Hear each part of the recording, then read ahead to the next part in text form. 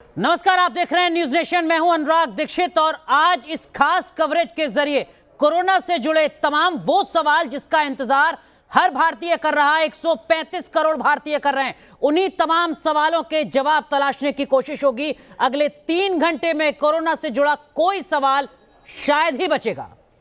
और हमारे साथ इस पेशकश में हमारे सहयोगी विद्यानाथ झा भी जुड़ रहे हैं।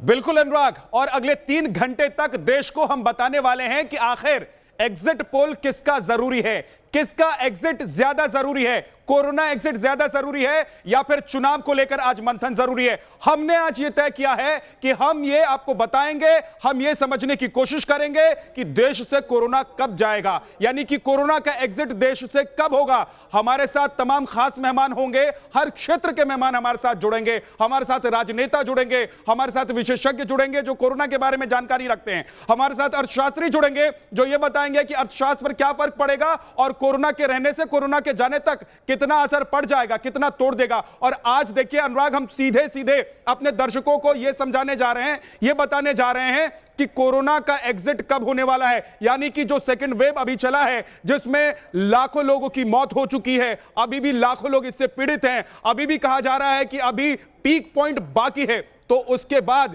क्या कोरोना इस देश से भाग जाएगा, क्या कोरोना का एग्जिट हो जाएगा, क्या कोरोना के एग्जिट के बाद हम मास्क उतार के घूम सकेंगे, क्या लोग अपने रोजगार के लिए घर से बाहर निकलकर नौकरी करने के लिए, चाकरी करने के लिए जा पाएंगे, क्या रेलवे स्टेशन हमेशा की तरह खुल जाएंगे, क्या एयरपोर्ट पर आप बिंदास होकर अपने फ्लाइट्स दे सकेंगे। तो ये तमाम सवाल हैं, इसी का जवाब अनुराग आज हम अपने जो मेहमान होंगे उनसे पूछेंगे। हम सीधा सवाल पूछेंगे, मेहमान कोई भी हो, सवाल हम वही करेंगे अनुराग जो जनता के मन में है, जनता जानना चाहती है। अब बिल्कुल सवालों के सिलसिले को आगे बढ़ाएं विद्या, उससे पहले एक रिपोर्ट दिखाते हैं अपने दर्शकों को जिसके जरिए जो तस्वीर है वो साफ हो सके।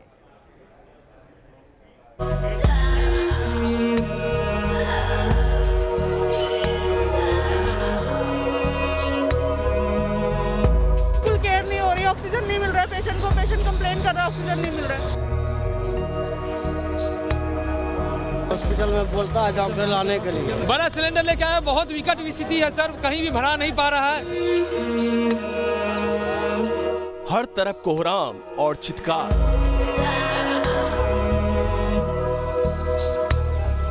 अस्पताल में बेड नहीं, बेड मिला तो ऑक्सीजन नहीं।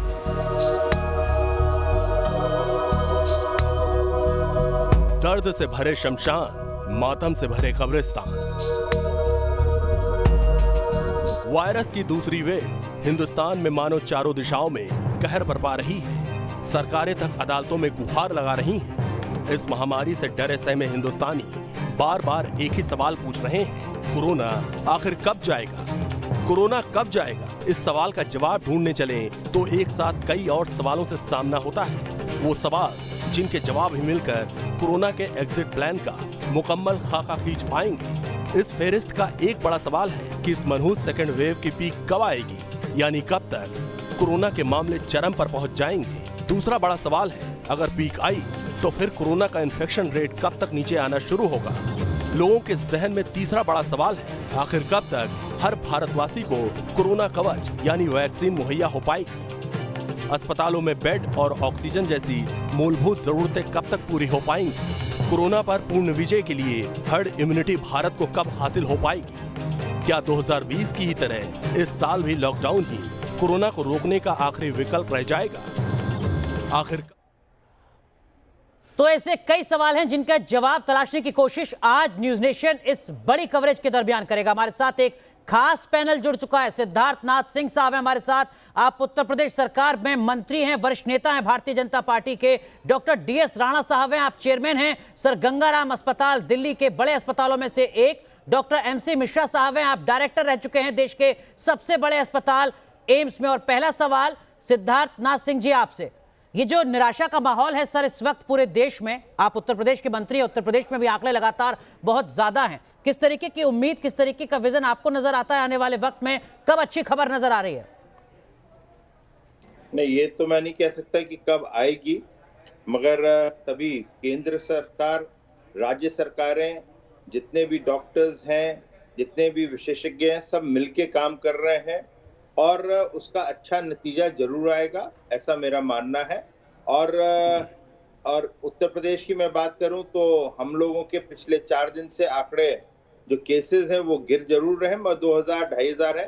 गिरना और अच्छा चाहिए, जब जाके संतुष्टि होती है, संतुष्ट होंगे हम लोग। लेकिन रिकवरी रेट हमारा बेटर हो रहा है, तो ये भी देख रहे हैं। सिद्धार्थ जी, हम तो सीधे सीधे आज जनता को यह बताना चाहते हैं, क्योंकि जनता ना अब ऊब गई है। 1 साल पहले जनता ने जो हाल देश का देखा, उसके ठीक 1 साल के बाद फिर हालात वैसे हो गए, और वैसे भी नहीं हो गए। हालात तो ऐसे हो गए हैं कि अब आंखों से पानी टपकता है, बोलने में गला रुंझ जाता है जब हम खबर पढ़ रहे होते हैं। तो देश की जनता का क्या हाल है, इसका अंदाजा आप भी लगा सकते हैं, हम भी लगा सकते हैं। आज तो हम सिद्धार्थ जी सीधे सीधे पूछ रहे हैं कि कोरोना का एग्जिट कब होगा। हम चुनाव का एग्जिट पोल नहीं दिखा रहे हैं, इसलिए आज हम ये दिखाना चाहते हैं, हम ये समझना चाहते हैं कि एक मंत्री होने के नाते, नेता होने के नाते आप क्या समझ पा रहे हैं।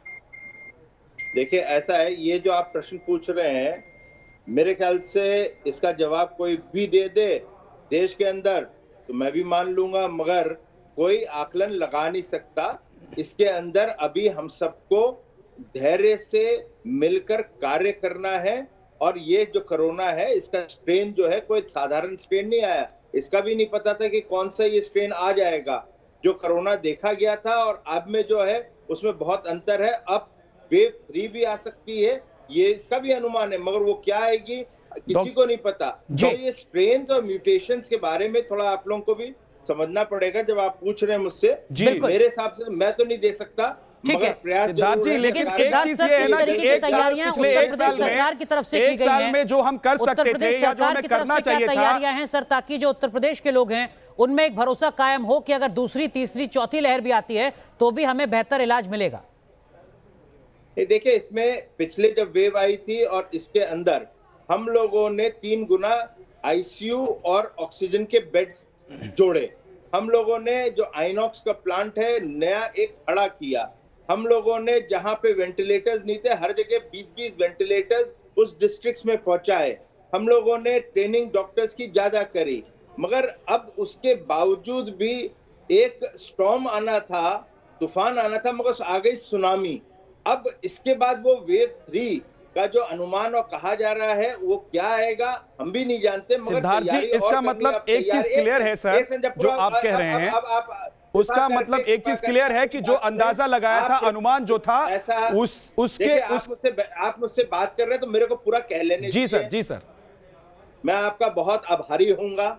सिद्धार्थ जी प्लीज आप कहिए। और आभार ये होगा कि हम लोग अभी आने वाले समय में जहां जहां CHCs होती हैं वहां पर भी 10-10 ऑक्सीजन कॉन्सेंट्रेटर ले जा रहे हैं।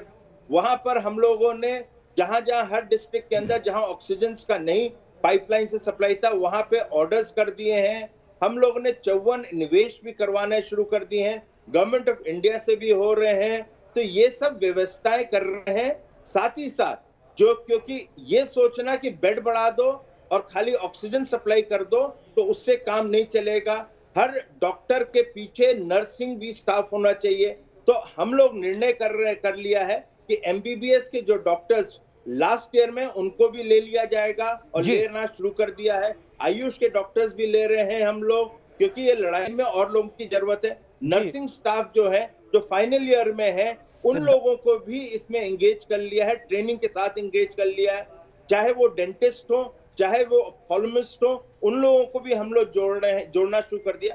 तो इस तरह से अपनी कैपेसिटी बढ़ा रहे हैं और उम्मीद करते हैं जो हम लोग कर रहे हैं उसके रिजल्ट्स अच्छे दिख रहे हैं। मगर ये ट्रेंड और लंबा बने तो बहुत हम लोग खुश होंगे। सिद्धार्थ जी, एक चीज आपने कही कि ये नहीं कोई बता सकता कि ये कोरोना कब एग्जिट कर जाएगा, लेकिन आज उत्तर प्रदेश की जनता, कम से कम हम लोग भी नोएडा में रहते हैं, आते हैं जाते हैं, उत्तर प्रदेश में हम लोग रहते हैं, यहां की जनता यह जानना चाहती है कि भाई अगर वो बीमार पड़े, उसे हॉस्पिटल में एडमिट होना हो, तो उसको कब ऐसा दिन आएगा कि जाके वो हॉस्पिटल में एडमिट हो जाए तुरंत। उसे बेड लेने के लिए किसी मंत्री को, किसी नेता को, किसी पत्रकार को, किसी ब्यूरोक्रेट को कम से कम मैसेज नहीं करना पड़े। कम से कम सिद्धार्थ जी ये तो बता सकते हैं आप। देखिए, इसके लिए व्यवस्था कर रहे हैं और आज ही मेरी भी बातचीत हो रही थी। हम लोग 40 मेट्रिक टन ऑक्सीजन और नोएडा में पहुंचाने का प्रयास पूरा शुरू हो गया। आज से 1000 बेड तैयार और करने के लिए है, जिससे ये जो कठिनाई है, ये कठिनाइयां दूर है। सिद्धार्थ सर, मेरे पास कुछ सरकारी आंकड़े हैं सर। फरवरी में राज्यसभा में संबंधित मंत्री ने जवाब दिया था, जिसके मुताबिक उत्तर प्रदेश में पिछले साल जो ऑक्सीजन सपोर्टेड बेड थे उनकी संख्या तकरीबन 3000 थी, वो बढ़कर अब 13000 से ज्यादा हो चुकी है। जो वेंटिलेटर पिछले साल अप्रैल के वक्त 800 के आसपास थे उत्तर प्रदेश में, वो अब बढ़कर 2700 के आसपास हो चुके हैं। जाहिर सी बात है, पिछले एक साल में उत्तर प्रदेश सरकार ने काफी ज्यादा स्थितियों को सुधारने की कोशिश की है, लेकिन उसके बाद भी आपको लगता है सर कि कहीं कमी रह गई है? इस बात का एहसास नहीं था कि ये कहर इतनी तेज, इतनी व्यापकता के साथ बरपेगा? देखिए, जो आप आंकड़े दे रहे हैं उससे अभी और कहीं ज्यादा, मैंने फिर कहा 3 गुना और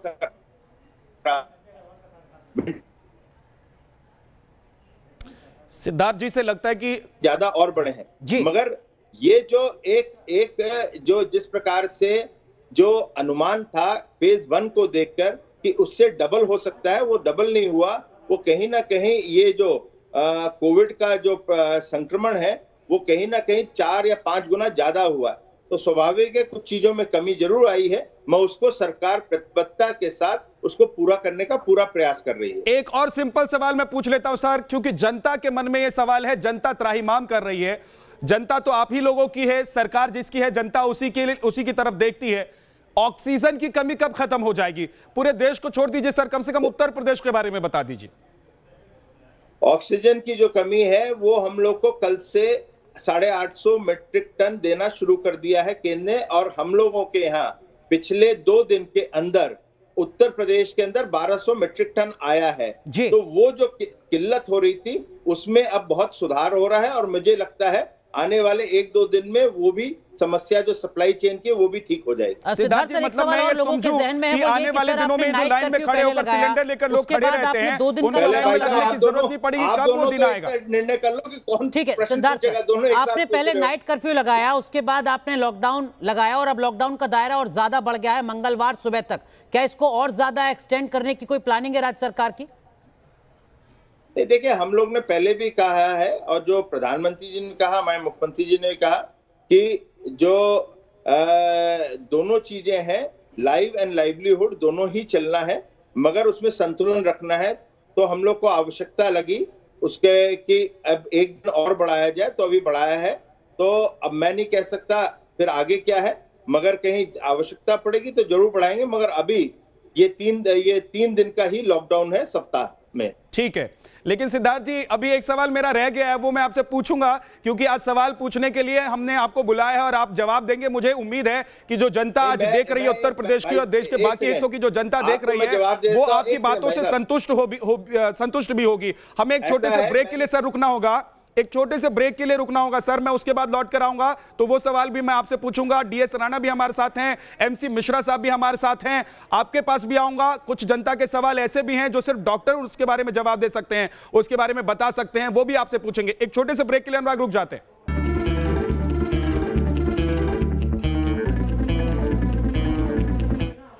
तो कोरोना की दूसरी लहर इस वक्त देश में चल रही है, लेकिन इस दूसरी लहर से पार कब पाएंगे हम? कोरोना कब एग्जिट करेगा? हमें कब आजादी मिलेगी बिना मास्क के चलने की?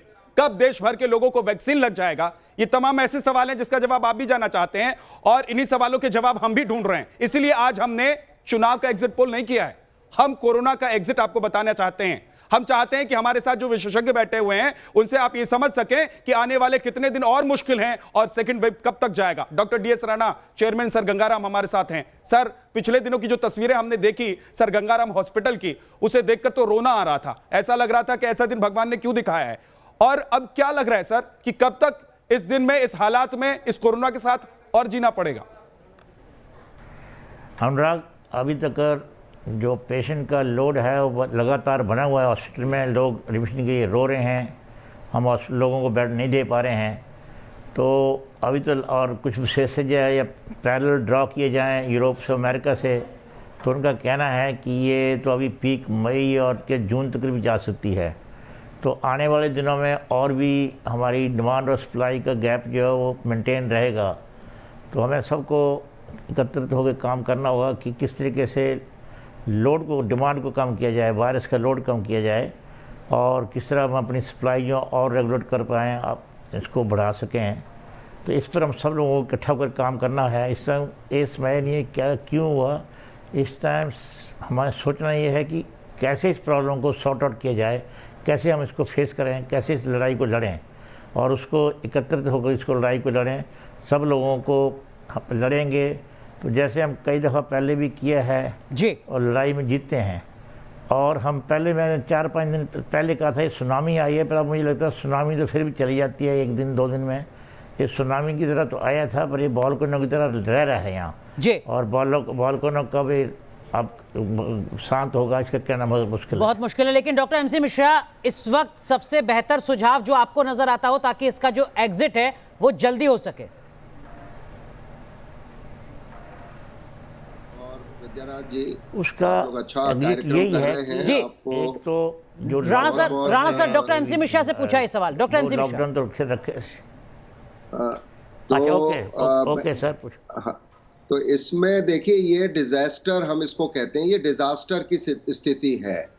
और जो डिजास्टर के उद्देश्य होता है, डिजास्टर में किसी भी हेल्थ केयर कैलेमिटी से निपटने के लिए उसमें जो मुख्य उद्देश्य होता है, greatest good for greatest number of people. उसमें फिर इंडिविजुअल पेशेंट्स या इंडिविजुअल मृत्युओं को नहीं उतना तरजीह दी जाती है। और इसमें जो सबसे बड़ा हथियार हम सबके पास है वो बहुत साधारण है कि हम बीमारी होने से बचा लें अपने को। सबसे बड़ा हथियार तो यही है जी। अब अगर मान लीजिए किसी वजह से हो ही जाता है, जो भी वजह रही हो, उसमें फिर जल्दी से जल्दी लक्षणों को पहचानना और RT-PCR के पीछे नहीं भागना, क्योंकि RT-PCR की आप देख रहे हैं रिपोर्ट 3-3, 4-4 दिन में आ रही है। 6 दिन में सर। उसका कोई मतलब नहीं रह जाता है। एक तो आप पैसा खर्च कर रहे हैं और उसका कोई रेलेवेंस नहीं है। अगर आपके लक्षण शुरू हुए हैं थोड़े, तो उसका जो भी ट्रीटमेंट है, बहुत ज्यादा ट्रीटमेंट तो कोविड का है नहीं, लेकिन जो भी ट्रीटमेंट प्रोटोकॉल है वो आप शुरू कर दें, अपना बुखार नीचे करें।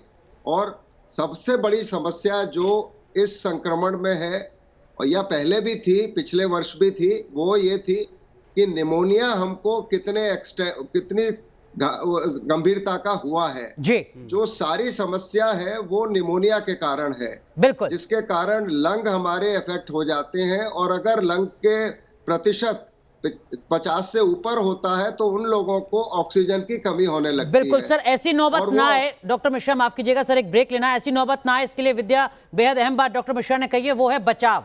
बचाव अगर करते हैं तो एग्जिट बहुत जल्दी है। अनुराग, एक चीज और है, डॉक्टर मिश्रा ने जो कहा है कि भाई आप RT-PCR कराएं ना कराएं, आप जब आपको लक्षण समझ में आने लगे डॉक्टर से पूछ के दवाई ले लीजिए। लेकिन जब हम कई एक्सपर्ट से बात करते हैं तो वो ये भी कहते हैं कि भाई पहले आप ये कर लीजिए कि आप ये जानकारी हासिल कर लीजिए कि आप पॉजिटिव हैं या नहीं हैं। तो इस पर भी हम जवाब लेंगे हमारे विशेषज्ञों से। एक छोटे से ब्रेक के लिए हमें रुकना पड़ेगा अनुराग, ब्रेक के बाद लौटेंगे तो बहुत सारे अभी सवाल हैं जो जनता के मन में है, वो हम सीधे पूछेंगे और उसका जवाब हमारे विशेषज्ञ देंगे। आप सुनते रहिए, आप देखते रहिए न्यूज़ नेशन।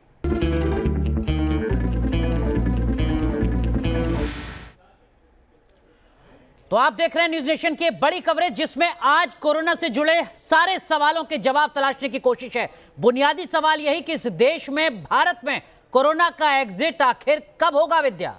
बिल्कुल यही जवाब हम जानने की कोशिश आज कर रहे हैं। और अनुराग, बार बार मैं यही कह रहा हूं कि हम चुनाव का एग्जिट पोल नहीं कर रहे हैं, क्योंकि चुनाव तो देश में होते रहते हैं। चुनाव के एग्जिट पोल तो जनता देखती रहती है। आज जनता जो देखना चाहती है, जिन सवालों के जवाब जानना चाहती है, वो ये है कि आखिर कोरोना का एग्जिट कब होगा। इसीलिए हमने आज ये प्लान किया है कि 3 घंटे तक नॉनस्टॉप हम कोरोना एग्जिट आपको दिखाएंगे। तमाम गेस्ट हमारे साथ होंगे, मेहमान होंगे। लेकिन उससे पहले अनुराग, मुझे लगता है कि कुछ अहम बातें होती हैं जो हमारे दर्शकों को, जनता को जान लेनी चाहिए, चाहे वो कोरोना के लहर से जुड़ी हुई हो, चाहे वो चुनाव में कोरोना की जुड़ी हुई हो, या फिर कोरोना से होने वाली चीजों से जुड़ी हुई हो। वो आर्थिक चीजें हो सकती हैं, वो राजनीतिक हालात हो सकते हैं, या फिर दवाई वैक्सीन से जुड़ी हुई चीजों। मुझे लगता है कि एक रिपोर्ट हमको अनुराग दिखा देना चाहिए अपने दर्शकों को। बिल्कुल दिखाते हैं पहले रिपोर्ट और उसके बाद रुख करेंगे खास मेहमानों का।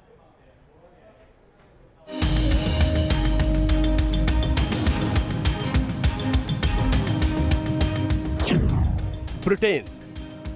यूरोप के बड़े देशों में अगर किसी ने वाकई कोरोना को कंट्रोल कर लिया है तो वो है ब्रिटेन। और ब्रिटेन की इस कामयाबी के पीछे सिर्फ एक वजह है, वैक्सीनेशन। ब्रिटेन के वैक्सीनेशन मीटर को देखेंगे तो समझ आ जाएगा कैसे इस देश में कोरोना बैकफुट पर चला गया। ब्रिटेन ने जनवरी में अपना वैक्सीनेशन अभियान शुरू किया था। ब्रिटेन में अब तक 16 से 80 साल तक की 81% आबादी को वैक्सीन मिल चुकी है, जिसके चलते कोरोना की चेन टूटती चली गई। इससे पहले ब्रिटेन ने 3 चरणों में कुल 175 दिन का लॉकडाउन लगाया था, जिसकी वजह से कोरोना का संक्रमण कुछ पॉकेट्स में सिमट कर रह गया था। ब्रिटेन में अब भी तकरीबन 20% लोगों को ही वैक्सीन लगनी है, जिस पर काम तेजी से चल रहा है। माना जा रहा है अगले 2 महीने के अंदर ब्रिटेन पूरी 7 करोड़ की आबादी को वैक्सीन दे देगा। इजराइल। पश्चिमी एशिया में इजराइल ने वो कर दिखाया जो दूसरे देश न कर सके, और आज हालात ऐसे हैं कि इजराइल में मास्क लगाना अनिवार्य नहीं है, यानी इजराइल में लोग बिना मास्क के घूम फिर सकते हैं। इजराइल में कोरोना की चेन टूटने की वजह भी वैक्सीनेशन और लॉकडाउन है। इजराइल में लॉकडाउन का सख्त पालन किया गया और साथ ही इजराइल ने दिसंबर से लेकर अब तक तकरीबन 85% आबादी को वैक्सीन लगा दी है। हालांकि इजराइल में अभी भी तकरीबन 100 कोरोना एक्टिव केस हैं, लेकिन ये सभी अस्पतालों में हैं और इनमें कोरोना फैलने के चांस तकरीबन ना के बराबर है। न्यूजीलैंड। न्यूजीलैंड दुनिया का ऐसा पहला देश बना जिसने खुद को कोरोना मुक्त घोषित कर दिया था। कोरोना फैलते ही न्यूजीलैंड ने सबसे पहले अपनी हवाई सीमा सील की थी, ताकि दूसरे देशों से संक्रमित लोग न्यूजीलैंड न आ सके। न्यूजीलैंड में क्वारंटीन का सख्ती से पालन किया गया था। पॉपुलेशन डेंसिटी कम होने की वजह से भी न्यूजीलैंड में इन्फेक्शन रेट ऊपर नहीं चढ़ा। न्यूजीलैंड ने सबसे पहले जीनोम टेस्टिंग का इस्तेमाल किया और कोरोना के म्यूटेशन को वक्त रहते पहचान लिया। इन कोशिशों के चलते ही न्यूजीलैंड का कोरोना ग्राफ हमेशा नीचे रहा। अब तक न्यूजीलैंड में कोरोना से सिर्फ 26 लोगों की मौत हुई है और महज 2613 लोग संक्रमित हुए। इनके साथ ही साथ आइसलैंड और माल्टा जैसे देश भी कोरोना से मुक्ति पा चुके हैं। अब यही सवाल भारतवासियों के अंदर भी है, क्या ब्रिटेन और इजराइल मॉडल ही भारत को कोरोना से मुक्ति दिला सकते हैं? Team news nation. तो हमारे साथ खास पैनल लगातार बना हुआ है। हमारे साथ देश के सबसे बड़े अस्पताल एम्स के निदेशक रह चुके डॉक्टर MC मिश्रा हैं। वो अस्पताल जहां हर रोज 10 से 14,000 मरीज आते हैं अलग अलग बीमारियों के लिए। हमारे साथ दिल्ली के सबसे बड़े अस्पतालों में से एक सर गंगाराम अस्पताल के चेयरमैन डॉक्टर DS राणा हैं, और हमारे साथ जुड़ चुकी हैं सुशीला गर्ग, जो WHO ICMR के साथ लगातार काम कर रही हैं। विद्या। बिल्कुल, और मुझे लगता है अनुराग की सुशीला जी के पास हम जाएं उससे पहले एक बार मैं चाहता हूं कि DS राणा जी के पास मैं चला जाऊं। डॉक्टर साहब, अभी एक चीज जो हमने अपनी रिपोर्ट में देखी है कि इजराइल में तो अब मास्क पहनना भी जरूरी नहीं रह गया है। कुछ देश ऐसे हैं जहां पर वैक्सीनेशन का काम अब बस थोड़ा सा रह गया है। आज हर हिंदुस्तानी ये जानना चाहता है कि वो दिन कब हिंदुस्तान में आएगा कि मास्क पहनने की जरूरत नहीं रह जाएगी, वैक्सीन सभी को लग जाए, ताकि अगर कोरोना का संक्रमण हो भी तो वो इतना गंभीर नहीं हो कि उससे जान चली जाए।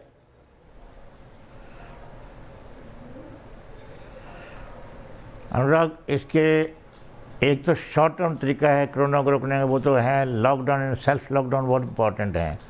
बाकी जो लॉन्ग टर्म है वो तो vaccination is the only answer. हमें सब लोगों को जितने जल्दी वैक्सीनेशन लग जाएगी, जब हिंदुस्तान की ऑलमोस्ट 90% जनता को वैक्सीनेशन लग जाएगी, तब हमें इससे छुटकारा मिलेगा। मैं यही समझना चाहता हूं डॉक्टर साहब कि 80% जनता को वैक्सीन कब तक लग जाएगी। हम लोग एक महाअभियान चलाने वाले थे, लेकिन उससे पहले तो ये पता लग रहा है कि कई राज्य हाथ खड़ा कर चुके हैं कि वैक्सीन नहीं है हमारे पास। अब ये सवाल तो मैं नहीं जवाब दे पाऊंगा, ये तो जवाब सरकार दे पाएगी आपको कि कब लगेगी। पर ये पक्का है कि जब तक 80 और 90% लोगों को वैक्सीनेशन नहीं लगेगी तब तक हार्ड इम्यूनिटी नहीं होगी। और जब तक हार्ड इम्यूनिटी नहीं होगी तो इसका लॉन्ग टर्म इलाज नहीं होता जी, हार्ड इम्यूनिटी वैक्सीनेशन के जरिए ही। लेकिन डॉक्टर MC मिश्रा, इस वक्त एक पैनिक का माहौल भी नजर आ रहा है सर सोसाइटी में। मैं पिछले 10-15 साल से लगातार आपको देखता रहा हूं, आप टेलीमेडिसिन पर लगातार जोर देते रहे। आपको लगता है कि वो जो टेलीमेडिसिन का एक पूरा दायरा है उसको भी अगर व्यापक किया जाए सर, लोगों को सही जानकारी वक्त पर घर बैठे मिल जाए, तो कम से कम वो पैनिक की स्थिति ना पैदा हो जो इस वक्त नजर आ रही है, उससे भी एक मदद मिल सकती है इस पूरे एग्जिट के प्रोसेस में। बिल्कुल अनुराग, आपने बिल्कुल ठीक कहा। टेलीमेडिसिन कोविड में बहुत एक्सटेंसिवली यूज भी हो रही है, आज भी यूज हो रही है, और पिछले 1 वर्ष से टेलीमेडिसिन बहुत काफी टेली वीडियो कंसल्टेशंस और उससे दोनों को ही फायदा है, रोगी को भी फायदा है, डॉक्टर्स को भी फायदा है कि संक्रमण नहीं फैलता है, कॉस्ट बचती है, ट्रैवल बचता है, बहुत इनकन्वीनियंस बचती है।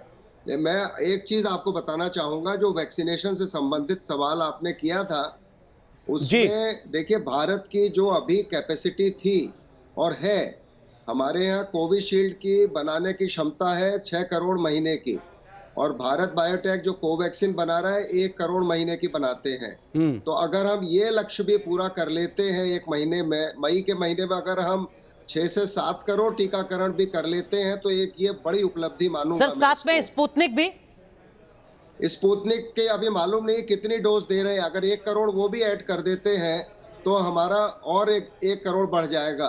तो हम ये मानते हैं कि जुलाई तक हम अगर 10 करोड़ वैक्सीनेशन 1 करोड़ वैक्सीनेशन प्रतिदिन कर लें तो हमारा फिर ये शॉर्टन हो जाएगा। जो वैक्सीनेशन का पूरा अवधि है जो 2022 में जाएगी, तो हम ज्यादा से ज्यादा लोगों को दिसंबर तक कवर करने की संभावना है। जैसे 30 करोड़ था पहले जुलाई तक, जुलाई अगस्त तक, तो जिसमें 45 वर्ष से ऊपर और हमारे बुजुर्ग सारे थे उसमें शामिल, हेल्थ केयर वाले थे, फ्रंटलाइन वर्कर्स थे। लेकिन भारत में शुरू से आधा हुआ हमारा प्रतिशत, जो 50% अचीव हुआ स्वास्थ्य कर्मियों का। 3 करोड़ का लक्ष्य था, फ्रंटलाइन वर्कर स्वास्थ्य कर्मी मिला के 28 फरवरी तक केवल 1.5 करोड़ लोगों ने लगवाया। मतलब डॉक्टर मिश्रा, इसका मतलब ये है कि हम जो रफ्तार सोच रहे हैं, जो रणनीति बनाकर चल रहे हैं, उस पर काम नहीं कर पा रहे हैं उस हिसाब से। अनुराग, एक बात ये है, मैं डॉक्टर राणा से वो इसका जवाब लेना चाहता हूं। अनुराग, देखिए अभी सबसे बड़ी दिक्कत पता है क्या देश में, हम जहां की तस्वीर आ रही है, हम देख रहे हैं, हम खबर दिखा रहे हैं। अनुराग, वहां की तस्वीर बताइए अनुराग, क्या दिखती है? सबसे पहले आप क्या देखते हैं जो खबर आती है, चाहे वो पटना से आए, चाहे वो राजस्थान से आए, चाहे मध्य प्रदेश से आए, जो लोग बीमार हैं, जो जिनके घर में मरीज हैं, वो लोग कहां खड़े मिलते हैं? वो गैस भरवाने के लिए, ऑक्सीजन भरवाने के लिए सिलेंडर लेकर खड़े मिलते हैं ना अनुराग जी। तो डॉक्टर राणा, मैं आपसे यही जानना चाहता हूं, क्योंकि आप तो निर्देशक हैं, वो भी इतने बड़े हॉस्पिटल के, दिल्ली के, सर गंगाराम के। सर, आप लोग तो जूझ ही रहे हैं इस परेशानी से, क्या लग रहा है सरकार की तरफ से क्या वादे किए जा रहे हैं, या फिर क्या कहा जा रहा है कि कब तक ये परेशानी दूर हो जाएगी? सिलेंडर लेकर जो लोग खड़े हो रहे हैं, उनको वहां लाइन में नहीं लगने की जरूरत कब से शुरू हो जाएगी? बैद्यनाथ जी, सब लोग इसमें जूझ रहे हैं, इसमें तो कोई शक नहीं है। अब मैं कह सकता हूँ, जब से हमने ये आवाज़ उठाई है, सरकारें, चाहे केंद्र सरकार है, चाहे केंद्रीय प्रादेशिक सरकार हैं, सब प्रयास कर रहे हैं, हम सब लोग कर रहे हैं। डेली थोड़ी ऑक्सीजन की स्थिति थोड़ी इम्प्रूव कर रही है, पर अभी भी स्थिति अच्छी पूरी तरह ठीक नहीं हुई है। और पर मैं इतना कह सकता हूँ कि थोड़ी थोड़ी इम्प्रूवमेंट डेली आ रही है। कब ठीक होगी इसका जवाब भी सरकार ही दे सकती है आपको। बिल्कुल सरकारी जवाब दे सकती है, लेकिन हालात सुधर रहे हैं। दिल्ली का एग्जाम्पल लेते हैं तो मुझे लगता है कि जी कहिए डॉक्टर राणा। हालात सुधर रहे हैं डेली, एवरी डे।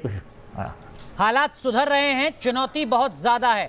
अहम बात यहाँ पर आप करें। डॉक्टर DS राणा, बहुत बहुत शुक्रिया न्यूज नेशन के इस बड़ी मुहिम में जुड़ने के लिए। सर, हमारे साथ जहां हम आप जैसे तमाम काबिल एक्सपर्ट से यही समझने की कोशिश कर रहे हैं कि इस देश में कोरोना का एग्जिट आखिर कब होगा। हमारे साथ सुशीला गर्ग जी जुड़ चुकी हैं। अनुराग, आप सुशीला गर्ग जी के पास जाएं, उससे पहले मैं चाहता हूं कि दरअसल कुछ बातें हो जाए अनुराग, कि सुशीला गर्ग जी जो हैं वो सलाहकार हैं WHO और ICMR की। तो मतलब इससे बढ़िया कोई व्यक्ति हो ही नहीं सकता, इससे बढ़िया कोई शख्सियत मेरे ख्याल से अनुराग नहीं हो सकता है, जो ये बता दे कि हिंदुस्तान के हर नागरिक को इस वक्त क्या सलाह माननी चाहिए, किसकी सलाह माननी चाहिए और किस रास्ते पर चलना चाहिए। अनुराग, बिल्कुल, और सुशीला जी से इस सवाल को पूछ लेते हैं। सुशीला जी, हम लगातार आपसे पहले भी चर्चा करते रहे हैं, हिंदुस्तान में कोरोना के एग्जिट की कोई उम्मीद क्या आपको नजर आती है आने वाले वक्त में, या चुनौती कहीं ज्यादा है? जी, 2 चीज़ें हैं इसमें मैं कहना चाहूँगी। एक तो हमें नए केसेस को बचाना है, और दूसरा ये है कि हमें जो अभी केसेस हैं उनको हमने कैसे डील करना है। और नए केसेस के बचाने के लिए हमारे पास 3 ही महत्वपूर्ण उपाय हैं: मास्किंग, टेस्टिंग, ट्रीटिंग और वैक्सीनेशन। मास्किंग अभी भी हम नहीं देख पाते हैं कि हर जगह पूरे सब लोग मास्क पहने हुए हैं करके, और अभी हम सिंगल मास्क नहीं डबल मास्क की बात कर रहे हैं। दूसरा आपका टेस्टिंग ट्रीटिंग है, वो इसलिए हम कहते हैं कि हमारा 5% से कम हर एक स्टेट का आंकड़ा जो है वो रहना चाहिए।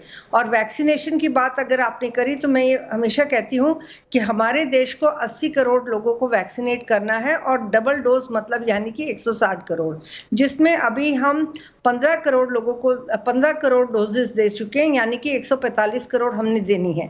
और जैसे कि डॉक्टर मिश्रा ने अभी बहुत अच्छे से बताया कि अभी हमारे में लगभग क्षमता 6 करोड़, मैं कहती हूँ 7 करोड़ के करीब हमारी क्षमता जो कोविशील्ड की है, और 1 करोड़ भारत बायोटेक की है, जो कि लगभग बढ़ के अभी हमारी 11 करोड़ के करीब 4 करोड़ ये सीरम इंस्टीट्यूट बढ़ाएगा, और 4 ही करोड़ मतलब यानी कि 11 करोड़ प्लस 4 करोड़ 15 करोड़ के करीब हमारे पास ये हो जाएंगी। और उसके साथ में हमारी स्पुतनिक की डोजेस भी आएंगी जो कि 100 मिलियन, जिसको कि हम 10 करोड़ के करीब कहेंगे। रोक रहा हूं जी मैम, थोड़ा सा मैं आपको रोक रहा हूं क्योंकि इस वक्त हमारे साथ असलम शेख साहब जुड़ गए हैं, कैबिनेट मंत्री हैं महाराष्ट्र के, और महाराष्ट्र में सबसे ज्यादा हालात बदतर हैं।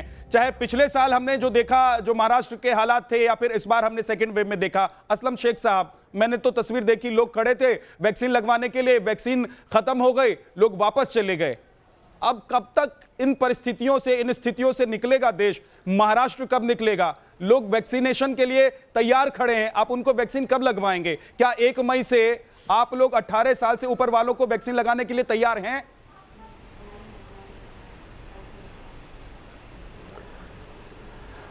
बिल्कुल सही बात है। जितने हमने सेंटर्स खोले थे, आज सारे सेंटर्स के बाहर लाइन लगी हुई है, और शायद हमें 2 दिन सेंटर्स भी बंद करना पड़े, क्योंकि जो वैक्सीनेशन केंद्र सरकार से हमारे पास आना था वो पूरी तरीके से आ नहीं पा रही है। इसीलिए हमें ये सेंटर्स को जो है शट डाउन करना पड़ रहा है। और हमारे कैबिनेट ने अभी जो निर्णय लिया है, तो हम आने वाले दिनों के अंदर हमारे जो देश में बन रही है कोविशील्ड और कोवैक्सीन, इनसे कितना हमें मिलने वाला है वैक्सीनेशन, वो जमा करेंगे। और विदेशों से हमारी बातचीत चल रही है, उनसे हमें जो मिलेगा तो वो मैनेजमेंट करके हम ये सारे सेंटर्स को सही तरीके से ऑर्गेनाइज करेंगे, ताकि जिस टाइम पे उनको बुलाया जाए उतनी वैक्सीनेशन हमारे हाथ में हो और उनको वैक्सीनेशन। आपसे कहना चाहता हूं, आज मैं मीठी मीठी बातें नहीं सुनना चाहता हूं। देश के लोग ना इतने परेशान हैं, देश की जनता ना रो रही है सर, चाहे महाराष्ट्र की जनता हो, चाहे बिहार की जनता हो, दिल्ली की जनता हो, या उत्तर प्रदेश की जनता हो, देश की जनता रो रही है सर। इसलिए मीठी मीठी बात मत कीजिएगा, एकदम वही बात बताइए जो हो सकती है, वही काम बताइए जो आप लोग कर सकते हैं, उतने ही वैक्सीन के बारे में बताइए जितने आप लगा सकते हैं, उतने ही बेड और इलाज ऑक्सीजन के बारे में बताइए जितने का आप लोग इंतजाम कर सकते हैं सर, प्लीज। बहुत दुरुस्त बात आपने कही, आपकी बात को एकदम दिल से लेता हूं मैं। मेरे ख्याल से ये सवाल जो है केंद्र सरकार को जाता है, क्योंकि जो वैक्सीनेशन राज्य को देने का काम इस वक्त कर रही है वो केंद्र सरकार ही कर रही है। किसी भी सरकार के हाथ में अभी तक कुछ नहीं था, चाहे टेस्टिंग हो चाहे वैक्सीनेशन देना हो। अब हमने पहली बार सरकार से मांगा था परमिशन, अब उन्होंने हमें कहा है करने के लिए। अब हमने जो है टेंडर इनवाइट किया है, 6,500 करोड़ हमने परसों के दिन जो है कि हमारे कैबिनेट में पास किए हैं।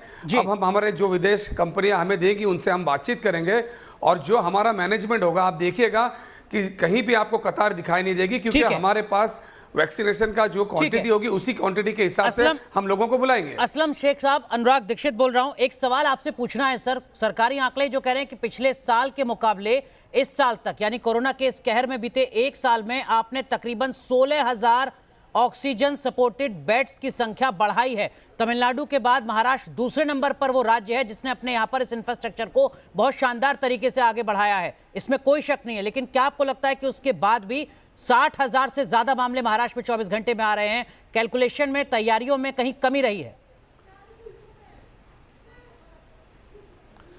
देखिए, मैं बताना चाहूँगा कि डे 1 से जब पहली लाट भी जब आई थी, तब भी हमने जो है आंकड़े छुपाने का काम नहीं किया, हमने टेस्टिंग बढ़ाई थी। टेस्टिंग बढ़ाने का कारण ये था कि जो चीज़ सामने आए उसका इलाज किया जाए। और ये फेज़ 2 के अंदर भी हमारे आंकड़े जब भी चाहे डेथ के हों चाहे कोरोना से पीड़ित के हो, हमने उसको छुपाने का काम नहीं किया। जितने ज़्यादा आए उतने ज़्यादा हमने जो इलाज करने का काम किया। आज की तारीख में भी हम जो है हमारी जंबो फैसिलिटीज़ और हेल्थ फैसिलिटीज़ बढ़ाने में जो है लगे हुए हैं। आज हमने अगर लॉकडाउन किया है तो हमारे 5,500 से ज़्यादा बेड मुंबई शहर में हम तैयार कर रहे हैं। बाकी जिलों के अंदर भी हम जंबो फैसिलिटीज तैयार कर रहे हैं और उसमें अपना खुद जो है ऑक्सीजन का प्लांट लगा रहे हैं। क्यों? कि हमारे पास जितनी ऑक्सीजन की उत्पादन थी उतना, क्योंकि ना मैं जो रोज आपके यहाँ से जो महाराष्ट्र से खबरें आती हैं और जो तस्वीरें आती है ना सर, वो रोज लोगों को, जनता तक हम लोग पहुंचा रहे हैं। मैं विद्यानाथ झा बोल रहा हूँ स्टूडियो से। सर मुझे एक चीज बता दीजिए, जनता मुझे मत बताइए सर, क्योंकि ये सवाल मेरा है ही नहीं, ये सवाल तो वो जनता पूछ रही है जो आप लोगों की तरफ उम्मीद लगाए बैठी देख रही है, जिन्होंने आपको चुना है, जिन्होंने आपको मंत्री पद तक पहुंचाया है और आपके नेता को मुख्यमंत्री पद तक पहुंचाया है। वो जनता को बताइए कि क्या आने वाले दिनों में आप लोग और लॉकडाउन को एक्सटेंड करने वाले हैं? आने वाले दिनों में क्या बेड का संकट खत्म होने वाला है? क्या वैक्सीनेशन जो है वो कब से उस गति से, उस रणनीति से आप लोग चलाने वाले हैं जिसकी आप बात कर रहे हैं? आप बताइए कि ऑक्सीजन की समस्या कब खत्म हो जाएगी महाराष्ट्र में? सीधे सीधे बताइए। 4 लाइन में मैंने 4 सवाल पूछे हैं, आप 4 लाइन में 4 जवाब दीजिए। आप बिल्कुल मेरी बात सुनिएगा, बीच में काटिएगा नहीं। मैं आपको बताना सुनूंगा सर कि सबसे ज्यादा जो है बेड्स का, आज आपने खुद कहे, जब आपने कहा सबसे ज्यादा हेल्थ का इंफ्रास्ट्रक्चर आज भी देश में जो है महाराष्ट्र सरकार ने किया। और मैंने आपको पहले ही बता चुका कि पहले भी अगर RT-PCR टेस्ट हो, चाहे वैक्सीनेशन देने का हो, राज्य सरकार के हाथों में कुछ नहीं था। हमें पहले बहुत ज़्यादा वैक्सीनेशन दिए गए, उसके बाद में हमने बहुत ज़्यादा सेंटर्स खोल दिए इनके हिसाब से। बाद में आज ये हमारी नौबत है कि मुंबई शहर और महाराष्ट्र में कई वैक्सीनेशन सेंटर हमको बंद करने पड़े और पिछले दिनों में आपने देखा होगा कि कतारें बढ़ते चली गई। अब हमने फैसला हमारे हाथ में लिया है, हम सही तरीके से उसका मैनेजमेंट करेंगे। हम जितनी वैक्सीनेशन हमारे पास आएगी, बहुत अच्छी बात है असलम शेख लोगों को अपॉइंटमेंट देंगे और जो उसी बातें तरीके आप से कह रहे हैं और कुछ काम आप लोगों ने जमीन पर किया है असलम शेख साहब। मुझे छोटे से ब्रेक के लिए रुकना होगा। देखिए मैं माफी के साथ एक छोटे से ब्रेक के लिए, क्योंकि रुकना पड़ेगा, माफी के साथ एक छोटा सा ब्रेक ले रहा हूं। बहुत सारे काम आप गिनवा रहे हैं जो हम देख भी रहे हैं कि महाराष्ट्र में हुआ है, लेकिन अभी भी बहुत सारी चीजें ऐसी हैं जिससे देखकर ऐसा लगता है कि जनता परेशान है। मैं चाहता हूं उसी का जवाब आज आप दें, चाहे हमारे साथ और भी जो मेहमान जुड़ेंगे उनसे भी इसी तरह के मैं सवाल पूछूंगा। एक छोटे से ब्रेक के लिए अनुराग हम रुक रहे हैं।